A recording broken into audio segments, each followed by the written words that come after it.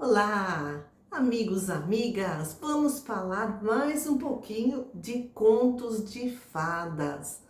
O psicanalista infantil Bruno Bettelheim, num livro fantástico chamado A Psicanálise e os Contos de Fadas, faz uma reflexão em cima do conto dos irmãos Grimm, As Três Linguagens. Então vamos ao conto.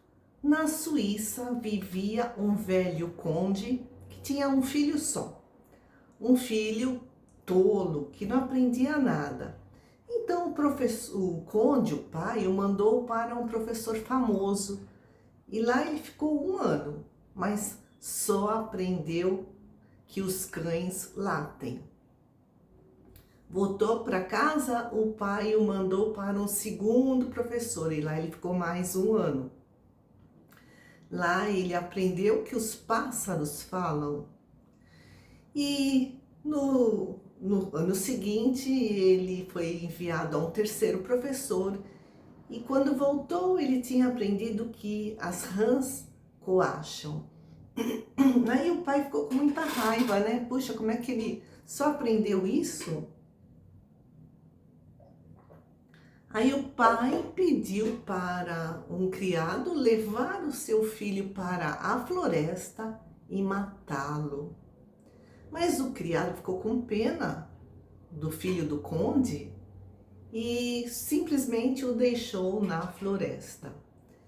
Então aqui, essa passagem do conto, explica Bruno Bettelheim, simboliza o desejo dos pais de que os filhos se tornem independentes e também o desejo dos filhos de serem independentes. Ser deixado na floresta significa esse desejo de independência de ambas as partes, do pai e do filho.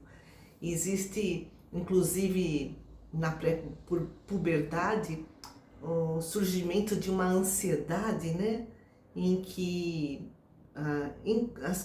os jovens, né, os pré-púberes, eles inconscientemente sentem, né? Olha, se eu não for obediente, eu serei abandonado. Então, eles ficam nessa dualidade, né? De medo do abandono do pai, mas também desejo de obedecer o pai. E também desejo de não obedecer e medo de ser abandonado. E escreve o Bruno no seu livro, talvez, se mais adolescentes tivessem sido criados com contos de fadas, que é essencial para, né, o desenvolvimento da criança, então talvez se mais adolescentes tivessem sido criados com contos de fadas, inconscientemente eles teriam ciência de que, quer dizer, saberiam de que o seu conflito não é assim com o mundo, com a sociedade, porque essa é a característica, né, da adolescência, a rebeldia com o mundo e com a sociedade. Então, eles teriam ciência de que esse conflito é com os próprios pais. Mas nos contos de fadas, né, as crianças sempre vencem em todas as histórias. Elas sobrevivem aos pais e os superam. E isso traz uma mensagem para a criança de que ela pode estar segura, de que apesar de todas as dificuldades de desenvolvimento, né, que sofre, ela sente confiança na sua vitória no futuro. E aí também escreve Bettelheim, se mais adultos tivessem sido criados com contos de fadas nas suas infâncias, eles iriam saber que é tolice querer decidir sobre o futuro do filho. Que nem aqui o conde, né? Determinou que ele fosse a um professor, a outro, e ficou extremamente decepcionado com o que o filho aprendeu, né? Que não atingiu as expectativas do pai. E nesse conto, As Três Linguagens, por que três linguagens, né? Daqui a pouco a gente fala. O pai escolhe os professores, se sente ultrajado por conta do fracasso do filho. Na adolescência, né, surge essa ambiguidade. O adolescente quer a independência, mas teme magoar o pai. Então, aí um resuminho.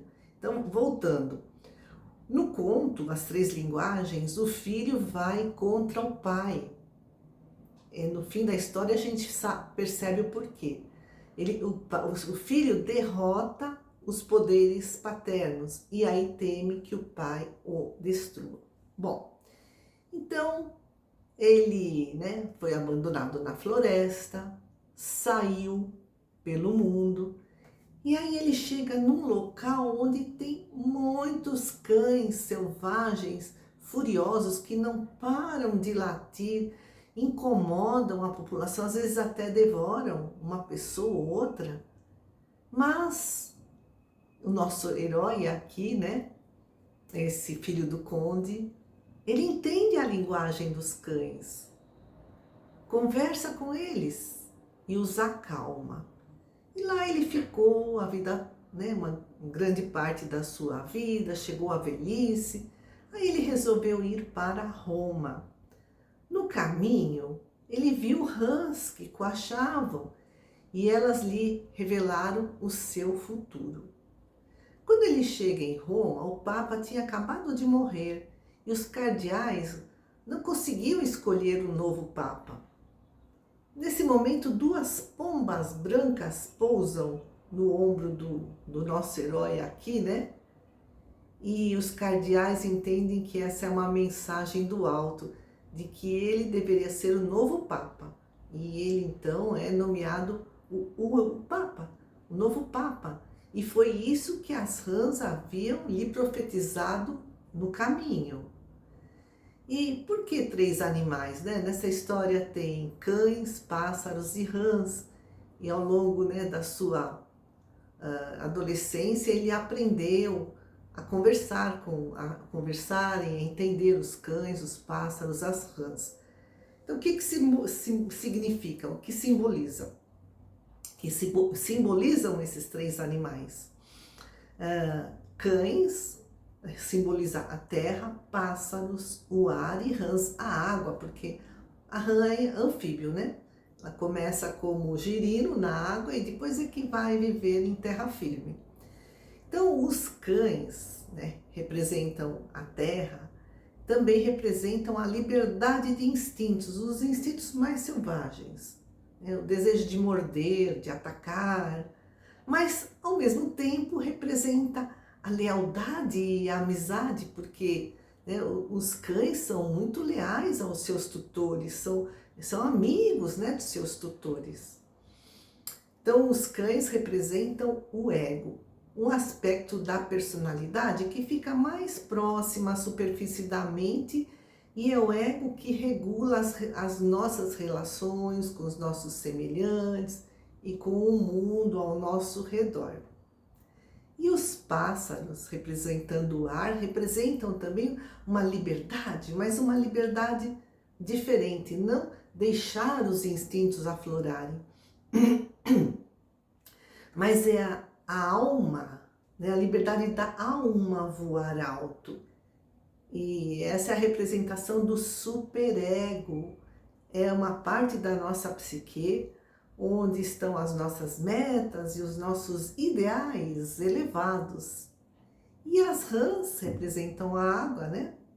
E também representam o id, que é uma parte da psique, que é a parte mais antiga da nossa psique, do eu humano, escreve Bruno Bettelheim. O id surgiu antes do ego e do superego. As rãs também surgiram antes dos pássaros, antes dos cães. E o conto mostra que o herói integrou a sua personalidade. Ele foi nomeado Papa, o posto mais alto da Terra.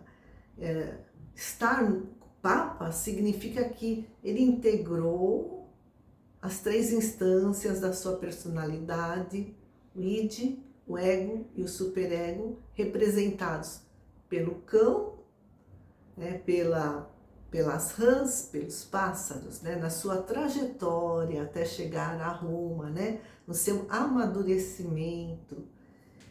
E ele compreendeu e dominou o seu id, que são os cães ferozes. Ele ouviu o seu superego, que são os pássaros, e prestou atenção na profecia das rãs, que é o ego. Então é muito bacana, né, toda essa análise que o Bruno Bettelheim faz de diversos contos de fada, associando os personagens e os fatos de cada história às ocorrências da nossa vida, ao desenvolvimento da nossa personalidade. Amigos queridos, agradeço muito e até a próxima live.